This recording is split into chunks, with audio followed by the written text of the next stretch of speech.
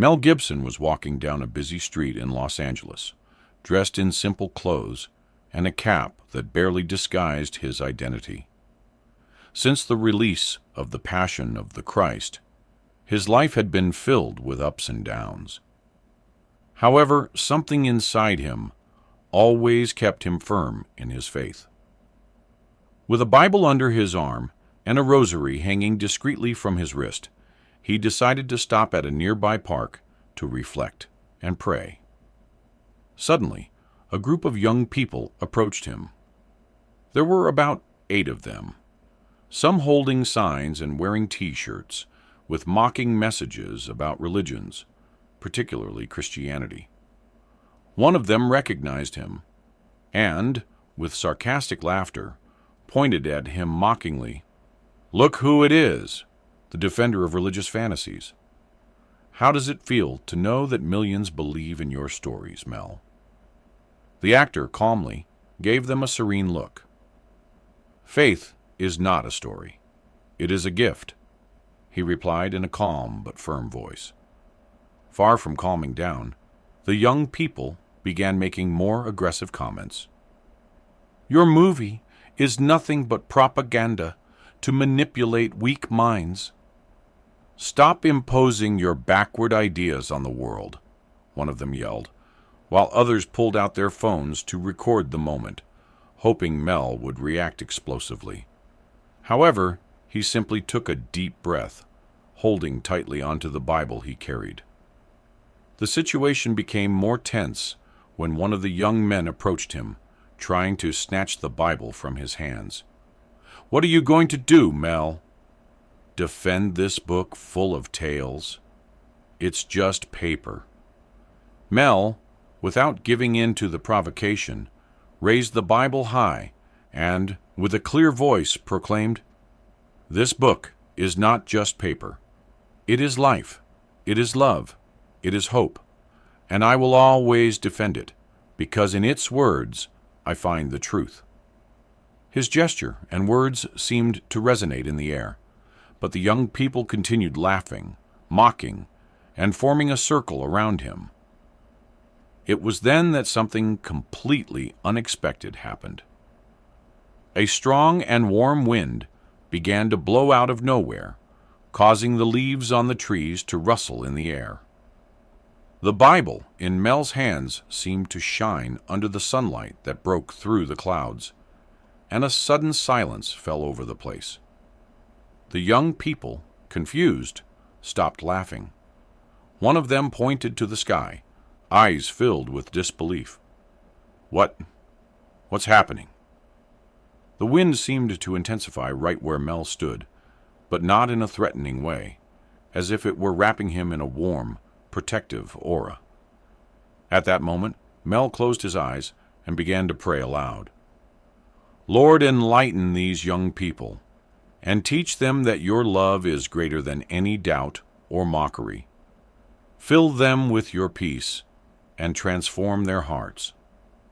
As he spoke these words, a white dove descended from the sky and landed on the Bible he was holding. The crowd that had gathered around could not believe what they were seeing. Even the passers-by, who were not part of the initial confrontation, began to stop, pulling out their phones to capture the incredible moment. The young people, who had been mocking Mel just moments before, began to retreat, some with tears in their eyes, as if something inside them had suddenly changed. "This can't be real," one of them murmured. But Mel did not stop praying. His voice rose stronger, and at that moment the wind suddenly calmed, leaving a peaceful atmosphere. An elderly woman among the crowd broke the silence, saying, "God is here. I can feel it." The woman's words seemed to touch the hearts of everyone present, and one by one they began to kneel, including some of the young people who had insulted Mel just minutes before.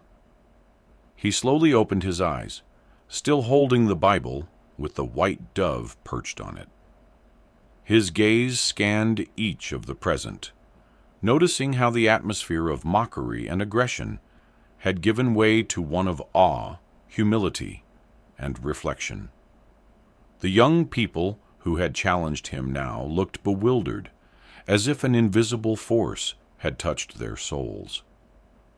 "I didn't come here to convince you with words," Mel said, with a calmness that seemed to emanate from the depths of his being.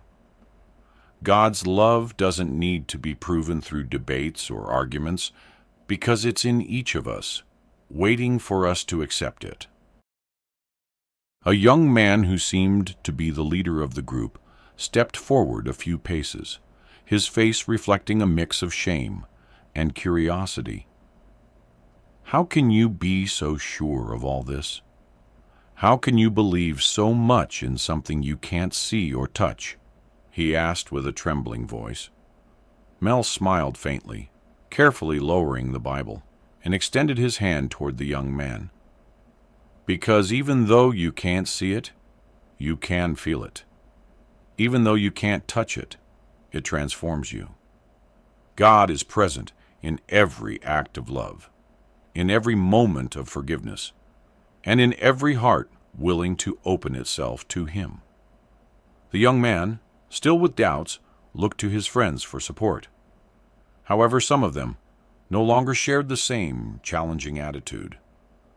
One even had tears in his eyes and seemed to be struggling to hold back a cry. "I don't know what's happening," this one said with a broken voice, "but I feel something. Something I've never felt before. It's like I've been carrying a weight my whole life, and now it's starting to fade." The crowd, which kept growing, began murmuring, many commenting on how miraculous the moment was. The white dove took flight, circling around Mel and the young people before disappearing into the clouds. The sky, which had been partially cloudy, cleared up completely, allowing the sunlight to bathe the place with a comforting warmth. A woman with a baby in her arms approached from the crowd and said with an emotional voice, "Mr. Gibson, what just happened here is beyond explanation. You are showing us that God's love is not just words, but something alive.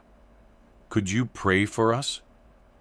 Mel nodded, visibly moved, and began to pray aloud for the woman, her son, the young people, and everyone present. As he prayed, the atmosphere seemed to charge with a special energy. People who didn't know each other began to hug.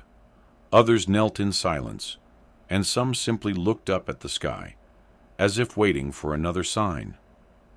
Among the young people, the leader of the group finally broke into tears. "I don't know what this is, but I want to know more. I want to understand what you understand," he said to Mel, still sobbing. Mel placed a hand on his shoulder with kindness. "You don't need to understand everything right away. You just need to take the first step and open your heart. God will do the rest." The young man nodded, and his friends, though still silent, seemed more receptive. Suddenly a voice rose from the crowd. "This should be known. The world needs to hear what happened here today." Several people began recording messages of hope and sharing them live on their social media. Within minutes, the images of the miracle and the transformation of the young people began to go viral, reaching thousands of people in real time. As the videos flooded social media, the reactions were swift. Some showed disbelief, but many others reflected the emotional impact it was having. I don't know why, but seeing this filled me with peace. I've never felt anything like this just from watching a video. Maybe it's time to reconsider what I believe. The world had witnessed something greater than a simple confrontation. It had witnessed a change of hearts. If this video has inspired you, don't forget to subscribe for more content like this. And of course, share your experiences in the comments. Together, we can build a strong and positive community. Thank you for joining us on this journey of growth and transformation. See you in the next video.